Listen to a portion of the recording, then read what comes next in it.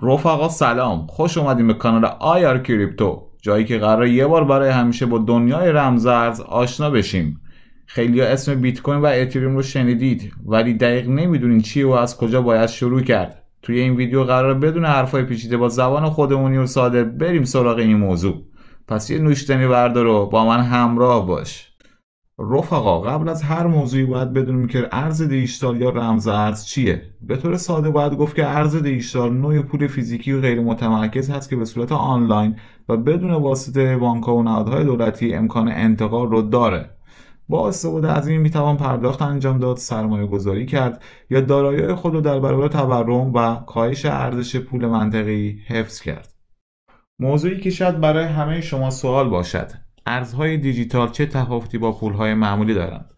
رفقا، ارزهای دیجیتال غیر قابل بازگشت هستند پس از تراکنش. یعنی وقتی شما مبلغی رو به حساب مقصد ارسال و روانه می کنید، آن تراکنش دیگه قابل لغو یا بازگشت نیست. مورد بعدی ناشناس بودن یا نیمه ناشناس بودن ارزها و تراکنش‌های رمز ارزی هست که قابل پیگیری و دسترسی به مبدا و مقصد نیست. مورد بعدی جهانی و فرامرزی بودن رمز ارزها هستش که هیچ گونه محدودیت جغرافیایی نداره و شما از هر جای جهان، از هر جای کره هستی، بدون در نظر گرفتن بحث تحریمی میتونید مبلغ یا همان رمز ارز ارسال بکنید به مقصد. امنیت شبکه‌های رمز ارزی توسط پردازشگرهای کریپتو و بلاکچین تضمین شده است و از لحاظ امنیتی در سطح بالایی قرار دارند. در ادامه ویدیو از شما دوستان درخواست میشه لطفاً سابسکرایب و لایک فراموش نشه.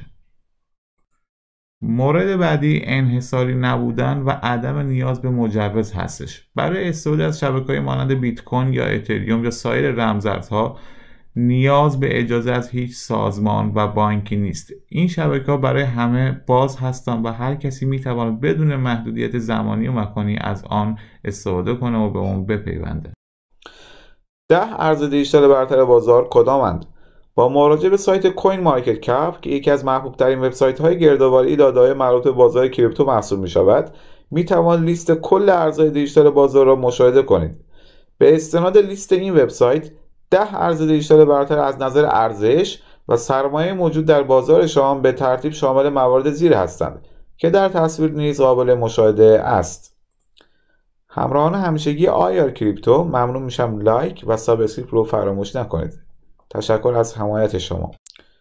گزینه اول این لیست 10 تایی ما اختصاص داده میشه به بیت کوین. بیت کوین اولین ارز دیجیتال غیر متمرکز دنیا است.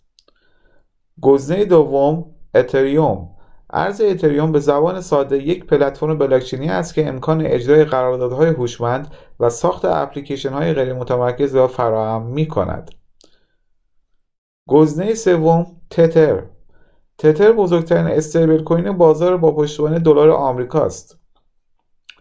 و گزینه چهارم لیست ما ریپل با نماد XRP. ریپل برای انتقال سریع و ارزان پول در سطح بین‌المللی طراحی شده است. گزینه پنجم بایننس BNB. صرافی بایننس یکی از معروف‌ترین صرافی‌های ارز دیجیتال جهان است که با ارز اختصاصی خود به نام بایننس یا BNB فعالیت می‌کند. گزینه ششم USDC. USD کوین یا USDC یک استیبل کوین با پشتوانه دلار است که توسط شرکت سیرکل و با همکاری صرافی آمریکایی کوین بیس توسعه یافته است. گزینه هفتم ارز محبوب سولانا. سولانا یک پلتفرم بلاکچینی محبوب با تمرکز بر سرعت بالا و کارمزد پایین فعالیت دارد. و گزینه هشتم این لیست ما ارز تروم. ارز دیجیتال تروم به زبان ساده پلتفرمی برای اشتراک گذاری محتوای دیجیتال و اجرای قراردادهای هوشمند است. هدف آن حذف واسطه‌ها در حوزه رسانه و سرگرمی دیجیتال است و همچنین سرعت بالا و کارمزد کمی را دارد. گزینه نهم این لیست ما اختصاص داده میشه به ارز دوج کوین. دوج کوین که اولین میم کوین بازار است، در ابتدا به عنوان یک شوخی در سال 2013 ساخته شد، اما بعدها محبوبیت زیادی پیدا کرد. این ارز دیجیتال برای پرداخت‌های خرد در برخی از فروشگاه‌ها کاربرد دارد. و گزینه آخر این لیست ما ارز شماره 10 کاردانو با نماد ADA. ارز دیجیتالی کاردانو به زبان ساده پلتفرم بلاکچینی مبتنی بر مکانیزم اثبات سهام است. همراهان همیشگی کانال IR کریپتو ممنون میشم لایک و سابسکرایب فراموش نشه. تشکر از حمایت شما.